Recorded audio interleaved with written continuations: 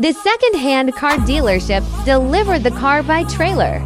This is a BMW 6 Series GT selected by Big Brother in Gumtree, but the rear shock absorber was broken. So the car dealer cut $3,000 and successfully got it. It will take more than $10,000 to consult a new one later. The owner thought he had wasted the discount. So the owner came to us to repair the shock absorber and drove directly here. If you like the video, give us a like. Let's see how we fix the shock absorption. For such repairs, save Big Brother $6,000. Do you think the owner made a profit?